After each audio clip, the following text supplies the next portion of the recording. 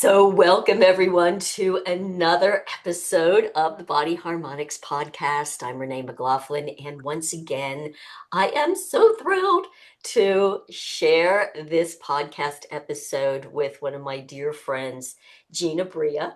And anybody who has been kind of following us knows that Gina and I have been in contact through Teresa Tapp for many, many years. Mhm.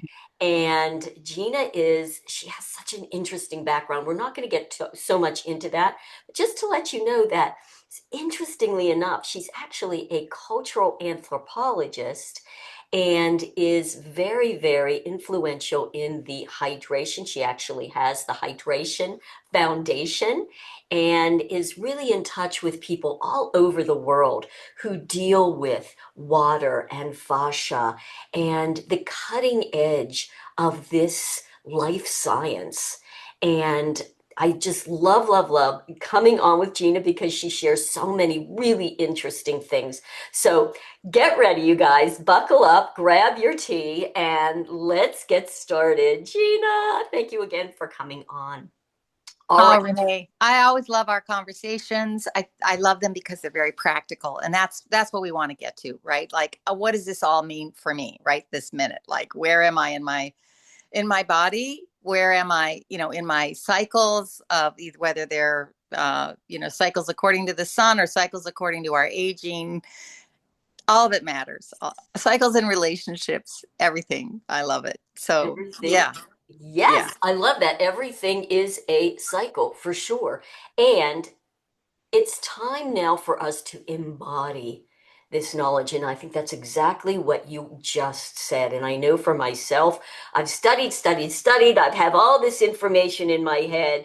And now where we are on the planet, it's embody. How do we put this in our body? And so, to begin the conversation, I've also been talking a lot about fascia and the sacredness of it. We will get to all that. And in one of my TTAP groups, I have questions from the ladies about bone density. How do we Oh, of truly course. enhance bone density? I'm going Mhm. to throw that one out. Let's just begin this Great. conversation Love there. it. Who Go. better to talk to about bones than an anthropologist? Exactly. That's some foundation for sure. Yeah, it's pretty important. And after handling so many bones in my lifetime, and touching their beauty, noticing the extraordinary engineering in bones, they're just quite powerful. So I love that. I love thinking about it. I love bones, and I love their exquisite engineering. And it took me a long time and a lot of research to come to the awareness that bones are a living matrix of electricity, minerals, and water. So what? Bones are formed, shaped by water, water signaling, water alignment, water organization, and what is so important to recognize about bones is that they are living, and they are living. They're not like just um, grow, stop growing, and that's their material reality, and that's it. That's not true at all. Bones are just as fluid as the rest of our tissue, and they may not manifest it in terms of stability because their purpose is to be stable, but they do manifest it in sense of their cycling and their essence as slow growing living tissue, just along with the rest of us. So just putting that in the mix, we're not dealing with like the stumps inside of us. The second part about bones that I really, really love is that they float. They're floating within us. And the reason that we can walk on land, that we got out of the ocean and we can walk around, is because these bones stabilized our tissue, and that's their purpose.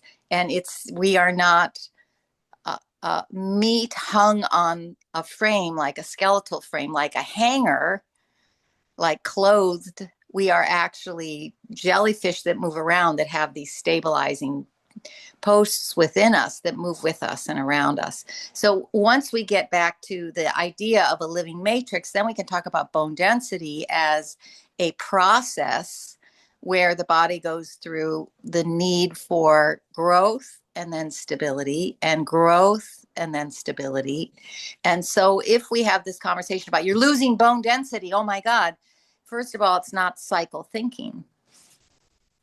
Because if you get a bone density scan and they tell you you're losing all your bones, well, yes, that there we can get into dangerous places, and we should even talk about that.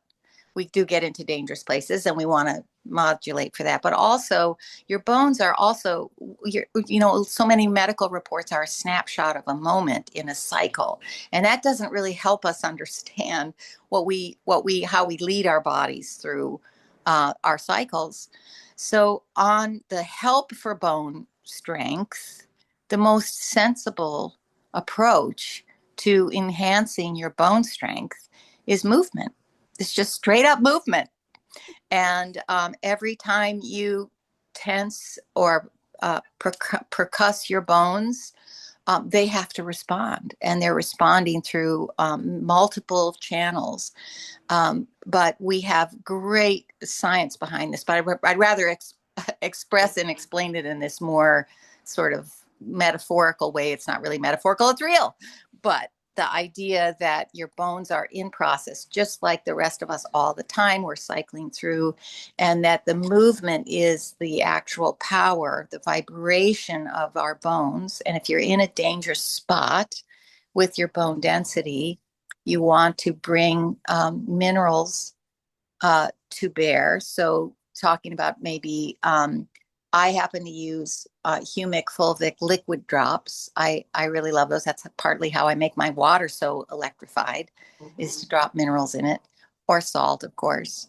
And then do that gentle twisting, motions that allow you to begin to stress the bones so that they can just like a plant that gets stronger under stress, get that resiliency back in. So that's sort of a conceptual talk about bones. I And love that.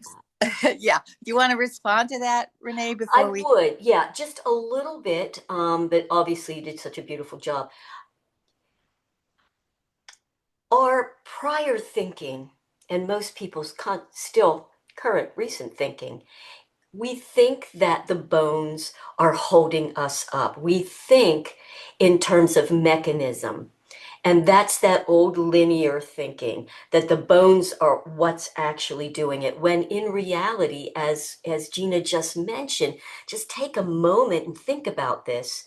Our bones aren't really connected. The only ones that are connected are the floating ribs, the ribs themselves, but the bones aren't all other than that. And I think there's another one or two bones, the ears, a few other bones, but for the most part, our bones are not connected. They're not, in and of itself, what is holding us up. It is the matrix, the fascia.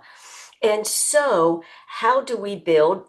Just like as humans, we need a challenge, some challenge. If we don't have challenge in our life, a lot of us think, oh, we just don't want anything, quote, bad or what we don't want to happen. And obviously we don't. But if there's never a challenge to overcome, there's no growth. So if you think about that, even in terms of bone, we need to challenge, and we challenge it with, just as Gina said, the movement. And one thing, and Gina, I just would love a comment about this with your wisdom. I remember hearing years ago, and this has just stuck with me, that girls, especially girls or whoever, who did jumping rope, right? And I'm just going to lift the lifting of the heels and dropping. Mhm. Okay, lifting heels, even if it's just a little bit, and dropping and reverberating, right?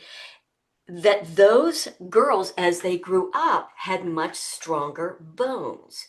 And so you just mentioned something about vibration. And of course, we have devices. I know Teresa was, with the lymphatics. So you have your rebounder, right, which is also lymphatic and Mhm. pumping, Mhm. and the vibration machines. Mhm. Yes, and I'll let you speak to that in just one second. And I'm like, well, if you don't even have a machine, you can just bounce, bounce.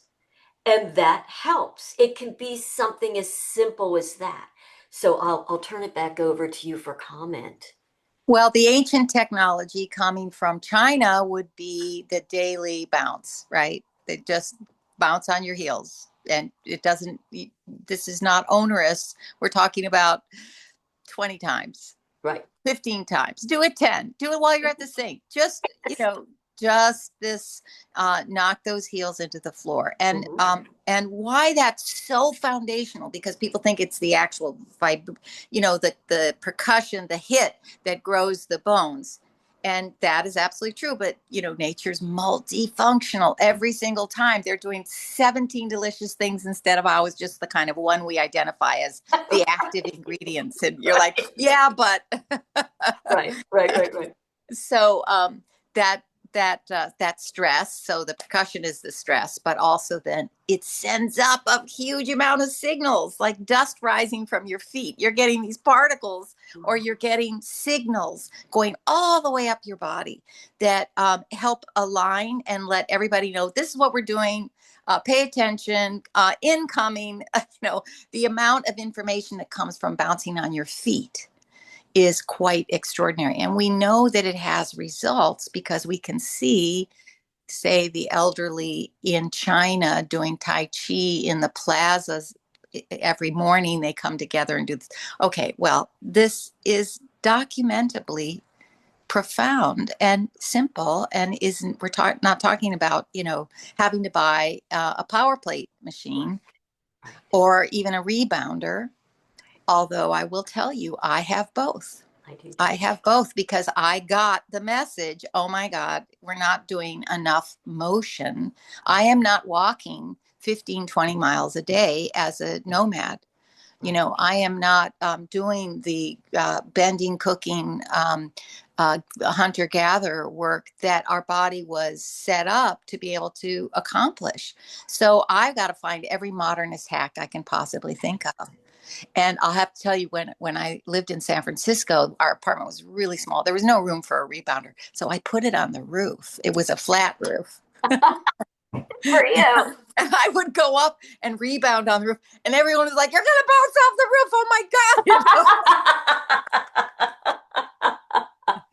But I also knew about this vibratory message. And so I would, in addition to rebounding, I would listen to music.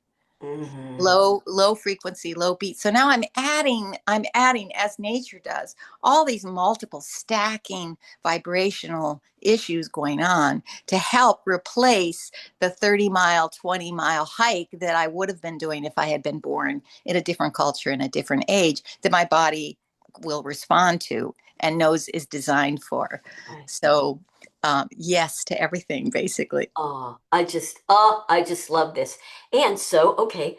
So again, for these ladies that are saying that any and all of these things work along, it's this vibration. And I know in the last podcast that you and I did, you mentioned three things.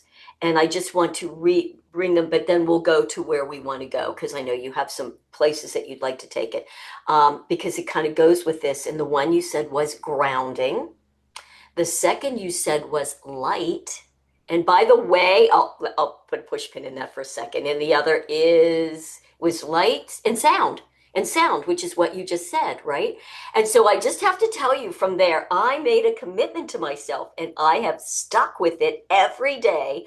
I have this beautiful, and it's like poor me. I have this gorgeous porch that looks out onto this beautiful, we have nobody behind us but trees, and we put in a fountain. It's gorgeous. And now every morning I get up, I go out for my light, I put on Oh, my headset, I listen to my I hum, and I'll tell you what, boy, it just sets my day. I love it.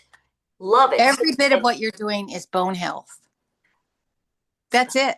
Bone health right there. There It you doesn't go. mean that there aren't other, systems that we're also working on at the same time. Right. But this is what I love about nature. It blesses you in a million ways, and everything you think you're doing for a purpose, like I'm building bone density, is Right. actually a whole body, workout of amazing amounts of things. So, where yes, I did want to lead the conversation somewhere, and that somewhere is I wanted um, to bring two science studies to us today. One is a 2017 breakthrough study from Cornell University, and I'm always amazed that it's not more widely spread, although it's highly cited now. So people are Good. getting it. I just want to bring it to our, circles of daily use. What does that the heck mean? Okay.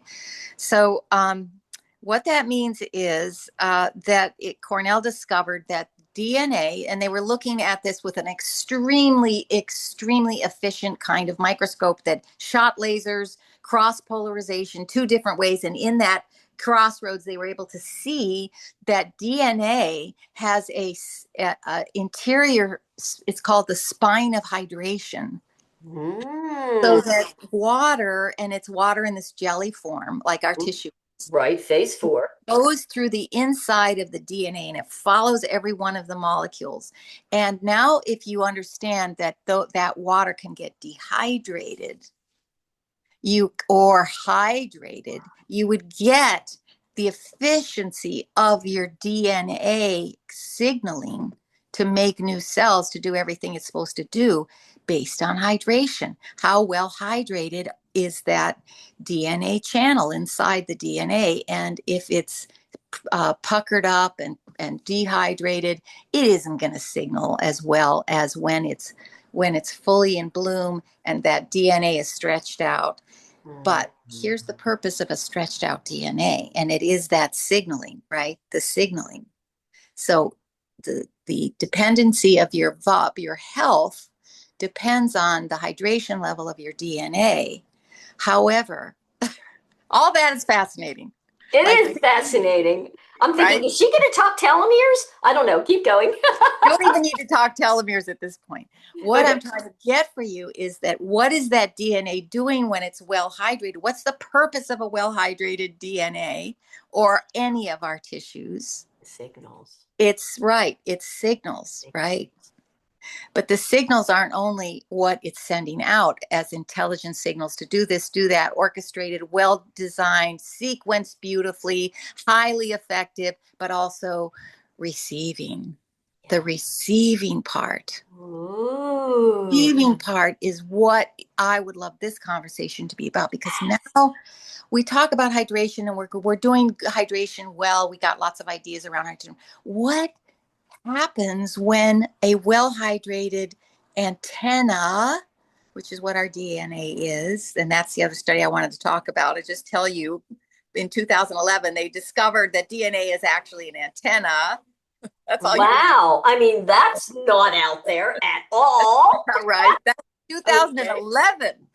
We had actual microscopic documentation that it's a tower for sending signals and receiving signals. Now, let's talk about receiving signals Yes. and bone density and health and aging, because now we have an idea of how powerful the reception information you're bringing into yourself is and what it's for. So we're meant to be in relation with everything around us. Uh, right.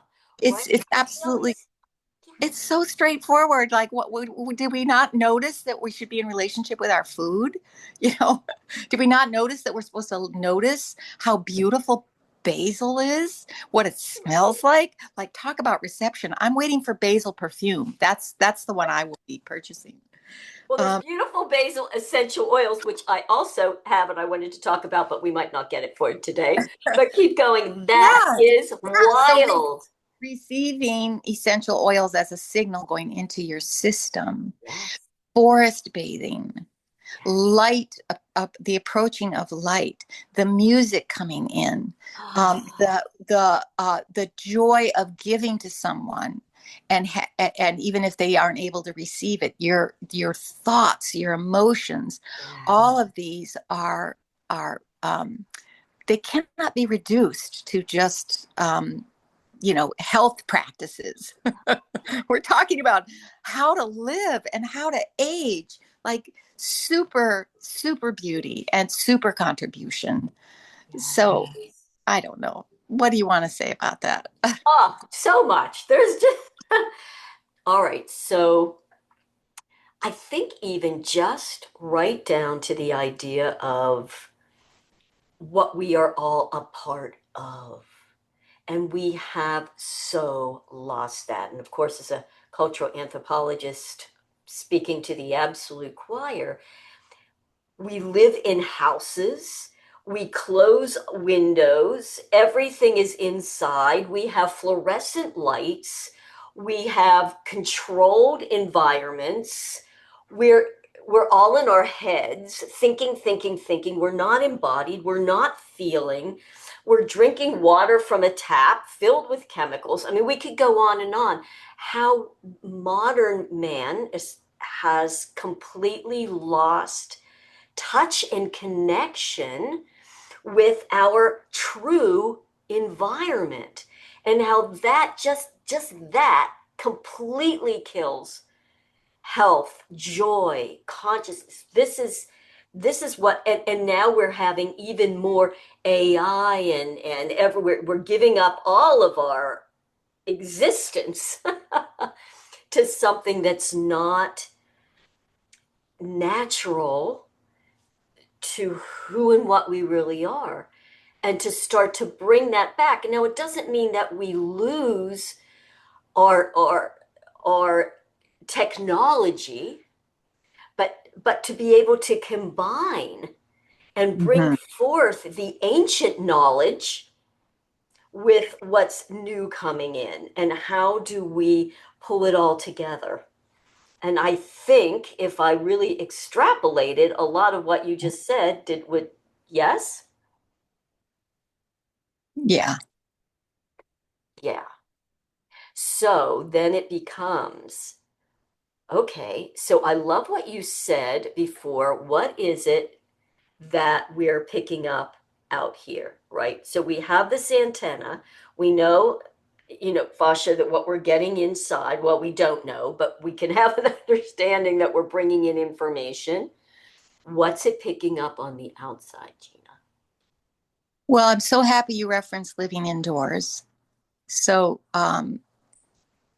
it's sometimes it's really hard to say this, but we live in the most abnormal culture Yes. that's ever shown up. I mean, just in terms of things like family care, or even mobility, um, and car culture, Yeah. pharmaceutical culture, Yeah. mono agriculture. There isn't anywhere you can look, screen time, where we're not in highly damaging environments. Yeah. Now, I don't want to scare people because um, let me put it this way. So in anthropology, I have to study a lot of things. I have to hear voices that are outside of the scientific community. Mhm. So science is a very limited language, and it doesn't. And let's call science IA just for fun. It's only scanning what its perception can receive. So you do experiments, and then you tell things from the experiments. Well, every experiment limits all other answers that are And it's always based on whoever is observing, right. right? And It yeah, changes based on the observation. right. It's observing. Yeah, and that's legitimate. We should each have a point of view. And that brings me back to what I was going to say, which was Yeah. um, I believe each of us is evolved to be here right now, that this is not anonymous. It's a long lineage reaching through time and space, evolutionarily, biologically, intelligence to get you, Renee, and me, Gina, right here, right now. Right, This, this is not an accident. It's biologically not an accident, along with all the other ways that it's not an accident. right, right, right, right. So here we are, you and me right now, and all of us listening in this really extraordinarily difficult environment. Right. Landed here by evolution, I think, to help us through the bottleneck. Right. Personally, like personally, through my personal struggles with health, with being joyous in a culture which wants to drain every drop of that from me and just make me a worker bee. Right. Where's the honey? Where's the honey? Where's Oh, the that's great. Where's the joy? Where's the honey? Where's the yeah. sweetness? Yeah. So the sweetness comes from knowing I really am meant to be in this tough spot. So therefore, since I'm really designed, evolved to be here now with a purpose and a grace, then I can go forward with real sense of, hey, maybe tough out there, but Yes. I'm here for it. I'm here to walk us through it. I'm here to help. Oh, And that's a very different way than looking at all the I there's a phrase, environmental insults. mhm. I'm like, well, I'm not going to use that phrase. It's true, but um I'm not going to go through the day thinking what are all the environmental insults that are going to get me. No, no, no, no, no, no. I'm going Right. to walk through that day with what can I bring to myself, my bones, my knees, my eyeballs, Yeah. my personal looking out at what am I looking at, and also how can I just radiate that to the people who are in tough circumstances around me. So Yes. that's pretty much it. That's what I think is the definition of health, which Yes. is such a dumb word. Health has no, like, health is such a What kind of does it like, mean? eh, it's not the real destination. No. Health And is and for what is something. and what does that look like? I mean, you're so right. It's a word with no real meaning that we use all the time. Yes. Yeah, if you talk to indigenous about health, they're like, what is that? Do you know what she's talking?